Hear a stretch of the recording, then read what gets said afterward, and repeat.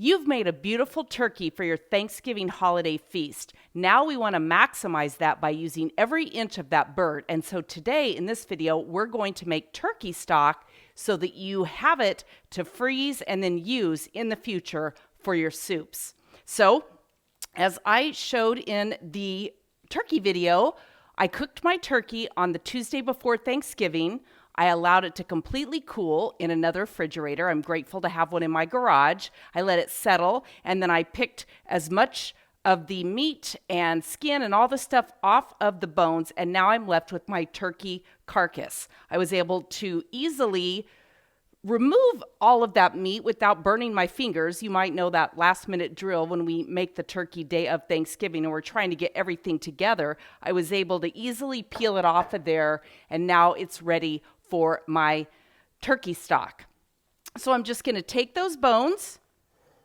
I'm using my Hamilton Beach this is at least 20 years old, crock pot. I like to use one that doesn't have Teflon or anything in it. I like to have a pure crock, if you will.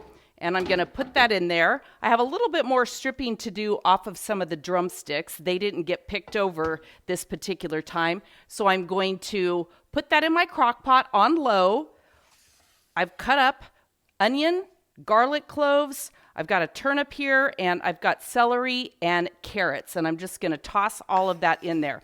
Now, you may recall from other videos of making bone broth and soups that I've done, I tend to save all of the ends of onions and celery and all of that stuff that you're not going to actually eat at the time. I save that in a freezer bag, and then each time I make chicken broth or turkey broth or the stocks, I grab that out and I just dump it in my crock pot and cook it with it. I'm going to fill this all the way with water, season it a little bit with salt, and I just kind of eyeball it.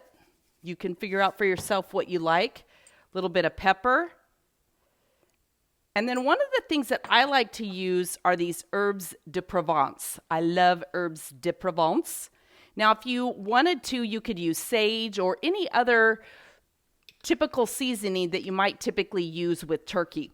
I mix and match turkey and chicken stock interchangeably as well as vegetable stock in the soups that I make. So we're going to put that on, let that cook for at least 8 hours, but ideally overnight so that you have a rich, fabulous, nutrient-dense stock for your soups. And if you have pan drippings that you didn't use all the way in your gravy, any of the leftover spices, onions, all of that can go in your turkey stock dish as well. And here is the stock in the pot. Not the best video, but just so you see, I poured all of my extra gravy stuff in there, and it's just gonna cook overnight. And here's our finished product. It has cooked overnight. We have lots of great turkey stock in there, as well as the bones, the skin, a little bit of meat, and our veggies, which I will strain off. I'm going to strain those just like I did the gravy. If you watched the gravy video, strain that to get all the lumps and loose stuff out. I will use the excess meat and skin and all that good stuff I will make into dog food. My dog loves it. And then I will also pulverize the bones and put those into his food as well. And then we'll have lovely stock, which I will be pouring into my glass jars, labeling them and freezing them. So first, to make it a little easier, I'm going to just scoop out as much as I can of all the bones and things, bones and skin. As you can see, there's a good amount in there. There's a great bone. And again, these, after they've cooked for 24 hours, they pulverize very nicely in my Ninja.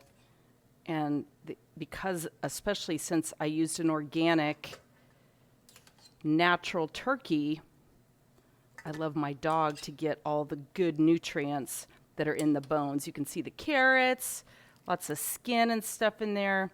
So we simply drain that off, and then I'll drain the rest of the broth. Once I drain this for a little bit, I will move it to another container and drain the rest off.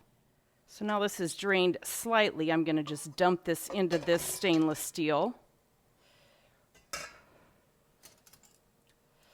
gotten most of it out.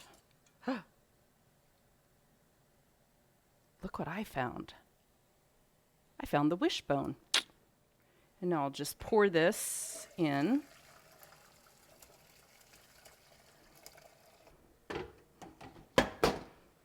And I can just simply scoop this up, let it mostly drain.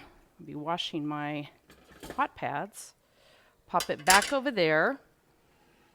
And as you can tell, it's super piping hot.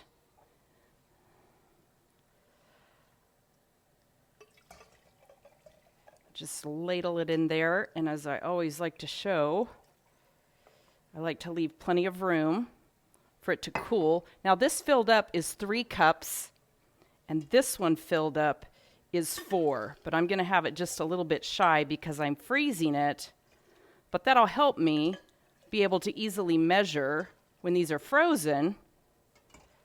Can just pull out what I need. So if I'm making a double batch or whatever, and it calls for 2 cups or 3 cups or whatever, I can easily adapt it. Now I'll simply pop a label onto the top, and I'm happy to have turkey stock to use for the next few months in my soups, in gravy, or whatever I want to use it for. That is leftover Thanksgiving turkey, the carcass, the bones, the skin, and everything into fabulous homemade organic turkey stock. I'm Jackie Ulmer. Make sure you subscribe, give me a like, leave a comment, and grab my guide over at lowertoxiclife.com. Watch all of the Thanksgiving series at thanksgiving.lowertoxiclife.com. Happy holidays from my home to yours. Have fun.